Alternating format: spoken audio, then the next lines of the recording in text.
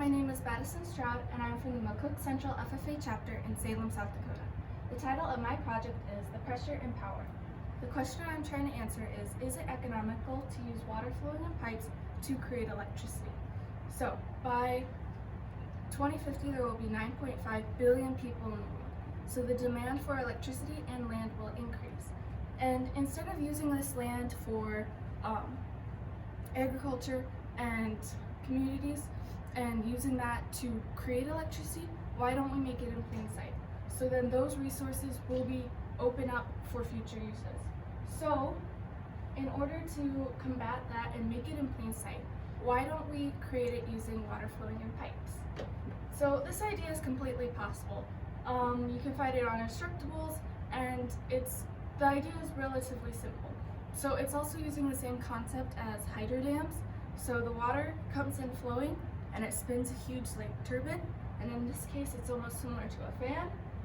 And then from there, that kinetic energy is converted into electricity. After that,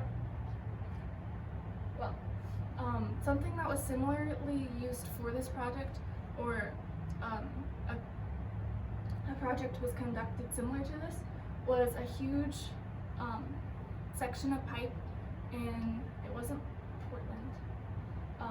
A huge section of pipe in San Diego was taken out, and in its place was water turbines were placed into that section of pipe. I wanted to include this into my speech, but from that project, it was just being started and there was no data concluded or added into that article. So I wanted to test this for myself. So in order to do that, I wanted to collect my own material, or collect my own data. So first off, I needed a water pump motor, a water pressure regulator, and I also needed a digital multimeter and a couple other things. So first off, I needed to test a couple of variables. Those variables were gallons per minute to see where the loss was at, the pressure, and that was my variable that I would be consistently changing, and then I wanted to test the voltage. So in order to do that, I first wanted to test the gallons per minute. That could also be stated as GPM, and for now I'll be calling it GPM. So in order to do that, I tested the water running and filling into a 5-gallon bucket, and I typed that. From there, I used a formula to just get the GPM. And then after that, I attached my water pump motor to my assembly, and I tested those at different pressures. Pressures is read in PSI. So from there, I want to state that the city's water pressure is only 50 PSI. I can't go above this and I can't go below this. But the average household's water pressure can be anywhere from 25 PSI to 75 PSI. And in order to get data for above 75 PSI, or around 75 PSI, I wanted to use data from 50, 40, 30, and 20 to estimate what that data would look like. So after adding the water pump motor, I tested the gallons per minute again, and I also tested the voltage. So after testing that, I needed to find the watts, the kilowatt hours, the cost per kilowatt hours, and the years for the motor to pay for itself. So watts is determined by volts times amps. And because this was a 12-volt DC motor, the amps were consistently 2.6. So I multiplied the watts, I multiplied the volts by the amps, and I got the watts. From there, I determined the kilowatt hours. In order to do that, I imagined if this assembly was connected to your shower, for example. So in order to do that, I needed to find the average shower time in a year, and that would be 48.6 hours. And that's if the person showers for 8 minutes every single day.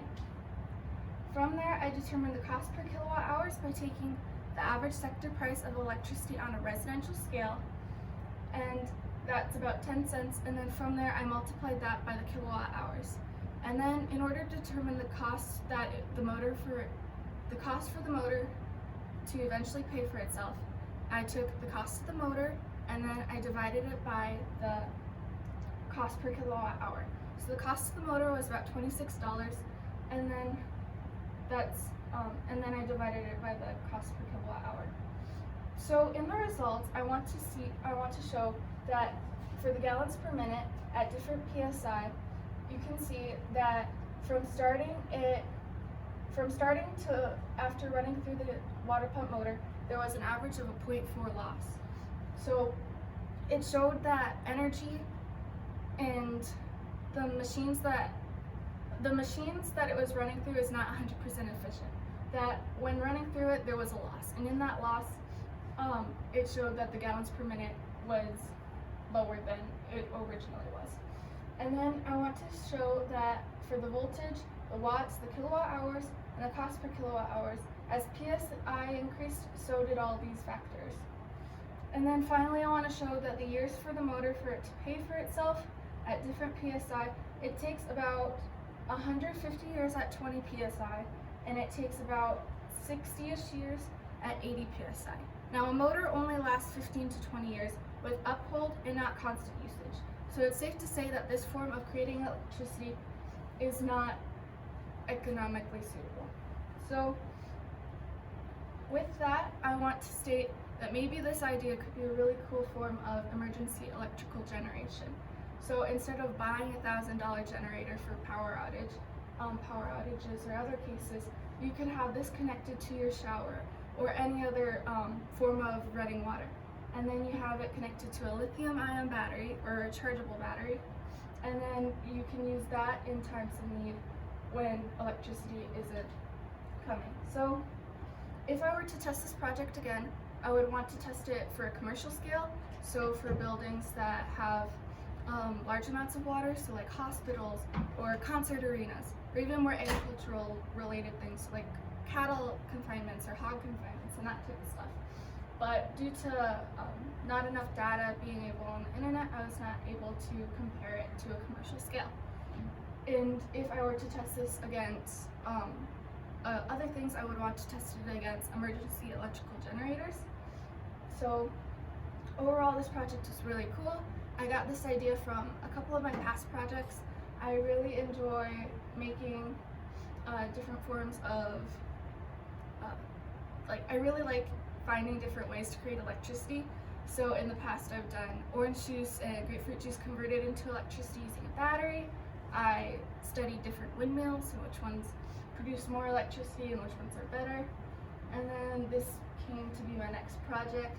A lot of my help came from my dad, who is an electrical inspector, and a lot of the materials and resources used and where I actually had this made was all thanks to my grandpa. And I want to thank my egg advisors for helping me and any teachers who helped me with grammar mistakes. Overall, this project was very enjoyable to do, and I had a great